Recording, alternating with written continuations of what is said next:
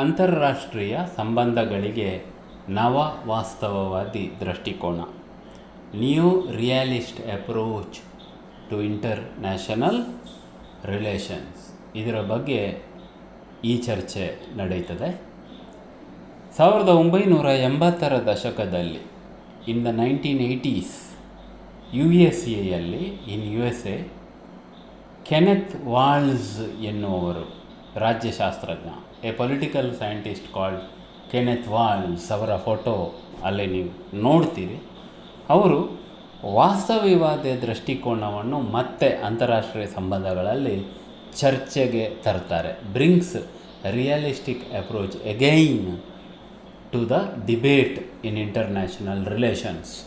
ಇದು new realist approach, ಇದು ನವ ವಾಸ್ತವವಾದಿ ದೃಷ್ಟಿಕೋನ ಅಂತ ಹೇಳಿ ಪರಿಗಣಿಸಲ್ಪಡ್ತದೆ. ಈ ಕೆನೆತ್ ವಾಲ್ಸ್ ಎರಡನೇ ಜಾಗತಿಕ ಮಹಾಯುದ್ಧದ ಸಂದರ್ಭದಲ್ಲಿ ಅಮೆರಿಕದ ಸೈನ್ಯದಲ್ಲಿ ಇದ್ದವರು. He was in the American army during the second world war. ನಂತರ ರಾಜ್ಯಶಾಸ್ತ್ರ, ತತ್ವಶಾಸ್ತ್ರವನ್ನು ಕಲಿತು after studying political science and philosophy ಅವರು ಅಂತಾರಾಷ್ಟ್ರೀಯ ಸಂಬಂಧಗಳಲ್ಲಿ ತಜ್ಞತೆಯನ್ನು ಗಳಿಸ್ತಾರೆ. He gets expertise in international relations. 1979ರಲ್ಲಿ in 1979 theory of international politics ಅಂತ ಒಂದು ಪುಸ್ತಕವನ್ನು ಕೂಡ ಬರೀತಾರೆ.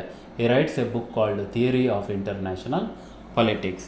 ಹೀಗೆ ಇವರು ಆರಂಭಿಸಿದ ಚರ್ಚೆ, the debate initiated by Kenneth Waltz, ನವ ವಾಸ್ತವವಾದಿ ದೃಷ್ಟಿಕೋನವಾಗಿ ಬೆಳೆಯುತ್ತದೆ. Emerges as a new realist approach.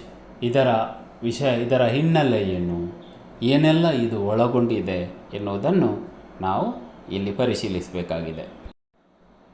ಯಾವ ಹಿನ್ನೆಲೆಯಲ್ಲಿ ಅಂತಾರಾಷ್ಟ್ರೀಯ ಸಂಬಂಧಗಳಲ್ಲಿ ನವ ವಾಸ್ತವವಾದ ಬೆಳೆಯುತ್ತದೆ? What is the background to the development of new realist approach in international relations? ಇದು ಪ್ರಮುಖ ಪ್ರಶ್ನೆ. This is a crucial question. ಶೀತಲ ಸಮರ ಎನ್ನುವಂಥ ಕಲ್ಪನೆ ನಾವು ಅಂತಾರಾಷ್ಟ್ರೀಯ ಸಂಬಂಧಗಳಲ್ಲಿ ಮತ್ತೆ ಮತ್ತೆ ಪರಿಶೀಲಿಸಬೇಕಾಗ್ತದೆ. We have to understand the politics of cold war in international relations repeatedly. ಶೀತಲ ಸಮರ ಯಾಕೆ ಆಗ್ತದೆ?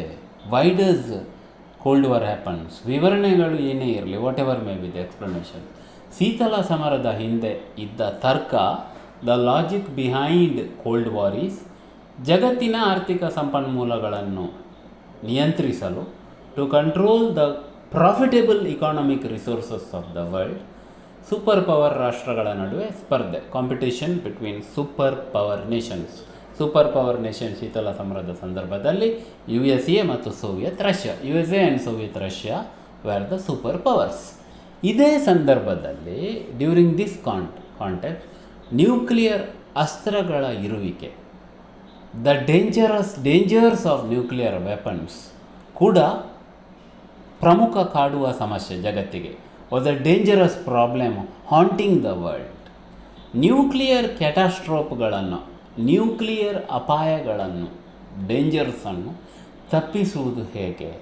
How to prevent nuclear catastrophes ಅಂದರೆ ಅಪಾಯಗಳು, ವಿನಾಶಗಳನ್ನು ತಪ್ಪಿಸುವುದು ಹೇಗೆ ಎನ್ನುವುದು ಕೂಡ ಪ್ರಮುಖ ಕಾಳಜಿಯಾಗಿರ್ತದೆ ರಾಷ್ಟ್ರಗಳದ್ದು. Was a major concern of the nations. ಅದೇ ಸಂದರ್ಭದಲ್ಲಿ ಇನ್ ದ್ಯಾಟ್ ಕಾಂಟೆಕ್ಸ್ಟ್ ಜಗತ್ತು ಹೇಗಿರ್ತದೆ, ಹೌ ವಾಸ್ ದ ವರ್ಲ್ಡ್ ಅಂತ ಹೇಳಿದರೆ, ಸೂಪರ್ ಪವರ್ ರಾಷ್ಟ್ರಗಳ ಅಧಿಕಾರ ದುರಾಸೆಗಳಿಗೆ ಮಿತಿ ಹೇರುವ ಯಾವುದೇ ಅಂತಾರಾಷ್ಟ್ರೀಯ ಸಂಸ್ಥೆ ಇಲ್ಲದೆ ಇರುವುದು. There was no international organisation to curb the power ambitions of super powers. ನೀವು ಕೇಳಬಹುದು, ಅಂತಾರಾಷ್ಟ್ರೀಯ ಸಂಸ್ಥೆ UNO ಇರಲಿಲ್ವಾ? Was there no United Nations Organisation ಅಂತ ಹೇಳಿ. ಅದು ಇತ್ತು, ಆದರೆ ಸೂಪರ್ ಪವರ್ ರಾಷ್ಟ್ರಗಳು ಅದಕ್ಕೆ ಎಷ್ಟು ಕೇರ್ ಮಾಡ್ತಿದ್ದವು? How far super power nations were respecting UNOಗೆ ಹಣಕಾಸಿನ ನೆರವು ಸೂಪರ್ ಪವರ್ ರಾಷ್ಟ್ರಗಳಿಂದಲೇ ಸಿಗ್ತಿತ್ತು. UNO had no independent financial system. It had to depend for resources on the rich nations. ಅದು ಅದರ ಮಿತಿಯಾಗಿತ್ತು. ಇದೇ ಸಂದರ್ಭದಲ್ಲಿ ರಾಷ್ಟ್ರಗಳು ಯಾಕೆ ಆ ಥರ ವರ್ತಿಸ್ತವೆ? How nations behave the way they behave, ಅದಕ್ಕೆ ಒಂದು ಸೈದ್ಧಾಂತಿಕ ಬೆಂಬಲ ಕೊಡುವ ವಿಚಾರ ಬೇಕಿತ್ತು. There was a need for theoretical justification. ಯಾವುದೇ ವಿಷಯವನ್ನು ಸೈದ್ಧಾಂತಿಕವಾಗಿ ಸಮರ್ಥಿಸಿದರೆ, if you justify something theoretically, ಅದಕ್ಕೆ ಬಲ ಜಾಸ್ತಿ, it becomes more powerful. So ಈ ಹಿನ್ನೆಲೆಯಲ್ಲಿ in this background Kenneth Waltz ರವರು ನವ ವಾಸ್ತವವಾದಿ ದೃಷ್ಟಿಕೋನವನ್ನು ಪ್ರತಿಪಾದಿಸ್ತಾರೆ. Promotes new realist approach. ಯುದ್ಧದ ಅವರ ಅನುಭವಗಳು, his experiences of the world, ಮತ್ತು ಆ ನಂತರ ಅವರ ಅಧ್ಯಯನ ಆ್ಯಂಡ್ ಹಿಸ್ ಸ್ಟಡೀಸ್ ಲೇಟರ್ ಅದಕ್ಕೆ ಬಲವನ್ನು ಒದಗಿಸುತ್ತವೆ. Strengthens his arguments. ಈ ಹಿನ್ನೆಲೆಯಲ್ಲಿ ಇನ್ ದಿಸ್ ಬ್ಯಾಕ್ಗ್ರೌಂಡ್ ನವ ವಾಸ್ತವಿಕವಾದ ಅಂತಾರಾಷ್ಟ್ರೀಯ ಸಂಬಂಧಗಳಲ್ಲಿ ಬೆಳೆದು ಬರುತ್ತದೆ. ನವ ವಾಸ್ತವವಾದದ ಮೂಲ ನಿಲುವುಗಳು ಏನು? What are the basic tenets of new realism?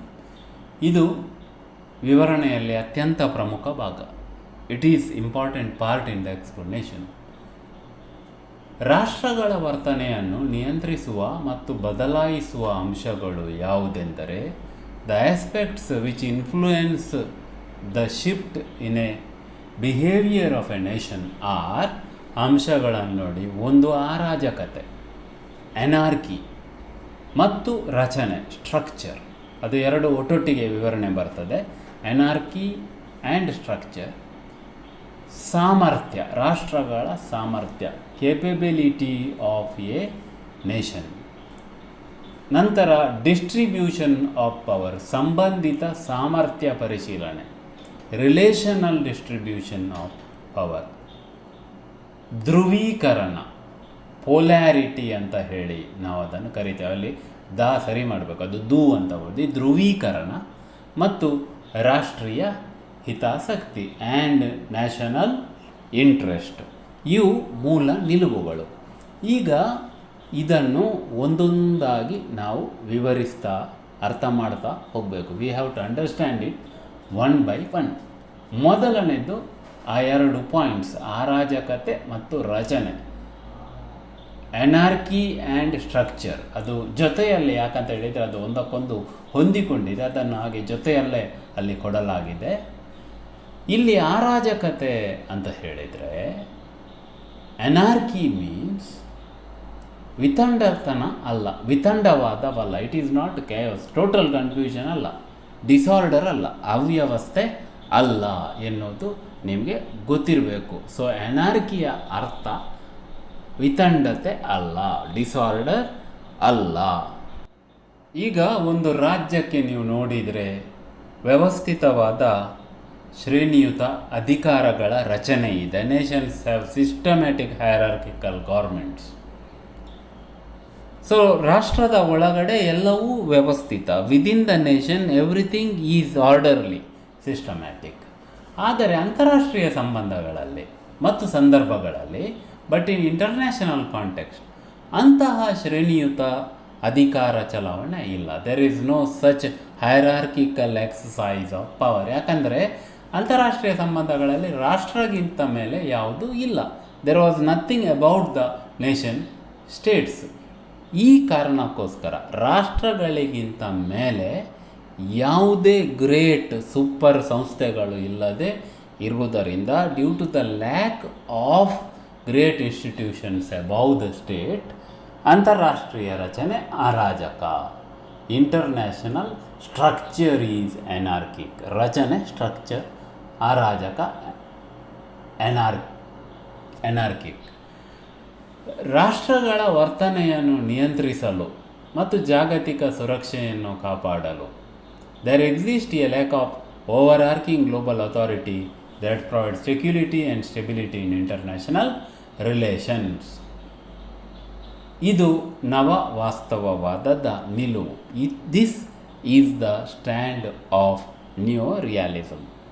So ಇಲ್ಲಿ ಎನಾರ್ಕಿ ಯಾಕಂತ ಹೇಳಿದರೆ, ಜಾಗತಿಕವಾಗಿ ಶಕ್ತಿಶಾಲಿ ವ್ಯವಸ್ಥೆ ಇಲ್ಲದೆ ಇರುವುದು, absence of powerful global government or global institution to control the behaviour of the state, ಮತ್ತು ಸ್ಟ್ರಕ್ಚರ್ ಯಾಕಂತ ಹೇಳಿದರೆ ರಚನೆಯೇ ಅರಾಜಕ, ಅಂತಾರಾಷ್ಟ್ರೀಯ ವ್ಯವಸ್ಥೆಯ ಇರುವಿಕೆಯೇ ಅರಾಜಕ. Its structure is anarchic. ಅದಕ್ಕೆ ಆ 2 ಪಾಯಿಂಟ್ ಸ್ಟ್ರಕ್ಚರ್ ಮತ್ತು ಎನಾರ್ಕಿಯನ್ನು ಜೊತೆಯಲ್ಲಿ ಹಾಕಲಾಗಿದೆ. ಅರ್ಥ ಆಯ್ತಾ?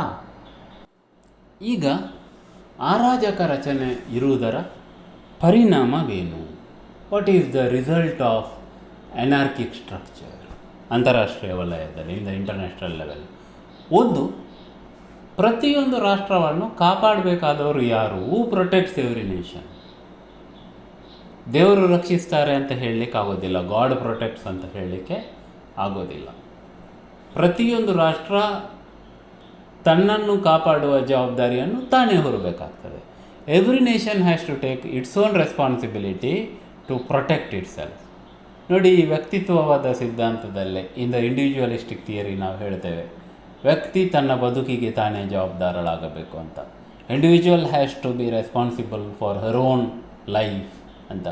ಇದೇ ಥರ ರಾಷ್ಟ್ರಗಳು ಕೂಡ ತಮ್ಮ ರಕ್ಷಣೆಯನ್ನು ತಾವೇ ನೋಡಿಕೊಳ್ಳಬೇಕಾದ ಘಟಕಗಳು. Nations have to take responsibility of their protection by themselves. ಇದು ಒಂದು ಪರಿಣಾಮ. ಎರಡನೇದಾಗಿ ಮತ್ತು ಮುಖ್ಯವಾಗಿ, ಸೆಕೆಂಡ್ಲಿ ಆ್ಯಂಡ್ ಕ್ರೂಷಿಯಲಿ, ದಾಳಿ ಆಗ್ತದೆ ಎನ್ನುವ ಭಯ, ಸಂಭಾವನೀಯ ದಾಳಿಯ ಭಯ. Nations perpetually feel threatened by potential attack from others. ಇತರ ರಾಷ್ಟ್ರಗಳು ನಮ್ಮನ್ನು ದಾಳಿ ಮಾಡಬಹುದು. ಪೊಟೆನ್ಷಿಯಲ್ ಅಟ್ಯಾಕ್, ಸಂಭಾವನೀಯ ದಾಳಿಯ ಭಯ. ಈ ದಾಳಿಯ ಸಂದರ್ಭದಲ್ಲಿ ಏನಾಗಬಹುದು, ವಾಟ್ ಕ್ಯಾನ್ ಹ್ಯಾಪನ್ ಅಂದರೆ, ಬೇರೆ ಯಾರೂ ಬಂದು ರಾಷ್ಟ್ರವನ್ನು ರಕ್ಷಿಸೋದಿಲ್ಲ. No one can come to a nation's help. ಆದುದರಿಂದ ರಾಷ್ಟ್ರ ತನ್ನ ರಕ್ಷಣೆಯನ್ನು ತಾನು ಮಾಡಿಕೊಳ್ಬೇಕು. ಯಾವುದೇ ಅಂತಾರಾಷ್ಟ್ರೀಯ ನಿಯಮಗಳು ಇಲ್ಲ. There are no international rules. ಪಾಲಿಸಬೇಕಾದ ನಿಯಮಗಳು ಯಾವುದೂ ಇಲ್ಲ. There are no obliged rules to be obeyed. ಈ ಹಿನ್ನೆಲೆಯಲ್ಲಿ, ಇನ್ ದಿಸ್ ಬ್ಯಾಕ್ಗ್ರೌಂಡ್, ಪ್ರತಿಯೊಂದು ರಾಷ್ಟ್ರ, ಎವ್ರಿ ನೇಷನ್ ತನ್ನ ಸುರಕ್ಷೆಯನ್ನು ತಾನೇ ಮಾಡಿಕೊಳ್ಳಬೇಕಾಗುತ್ತದೆ. ಸೊ ಮೊದಲ ಪಾಯಿಂಟ್ ವಾಸ್ತವವಾದಿ ನಿಲುವಿದ್ದು, the first point of new realist approach, ನವವಾಸ್ತವವಾದ ಮೊದಲ ಪಾಯಿಂಟ್, ಸ್ಟ್ರಕ್ಚರ್ ಆ್ಯಂಡ್ ಎನಾರ್ಕಿ, ಅರಾಜಕತೆಯ ರಚನೆ. ಈ ಅರಾಜಕತೆಯ ರಚನೆ ಇದ್ದ ಕಾರಣದಿಂದ 2 ಪರಿಣಾಮಗಳು ಆಗ್ತವೆ. 2 ಇಫೆಕ್ಟ್ಸ್ ಕ್ಯಾನ್ ಬಿ ಫೆಲ್ಟ್. ಒಂದು, ಪ್ರತಿಯೊಂದು ರಾಷ್ಟ್ರ ತನ್ನನ್ನು ತಾನು ರಕ್ಷಿಸಬೇಕು. Every nation has to depend itself. 2, ರಾಷ್ಟ್ರಗಳು ಸಂಭಾವನೀಯ ಯುದ್ಧದ ಭಯದಲ್ಲಿ ಇರಬೇಕು. Nations have to always exist in a fear of potential attack from other nations ಅಥವಾ ಅದರ್ ಸ್ಟೇಟ್ಸ್. ಇದು ನೀವು first point, structure and anarchy, ಅರಾಜಕತೆ ಮತ್ತು ರಚನೆ, ಇದರಲ್ಲಿ ನೀವು ಈ ಅಂಶಗಳನ್ನು ಸೇರಿಸಬೇಕು.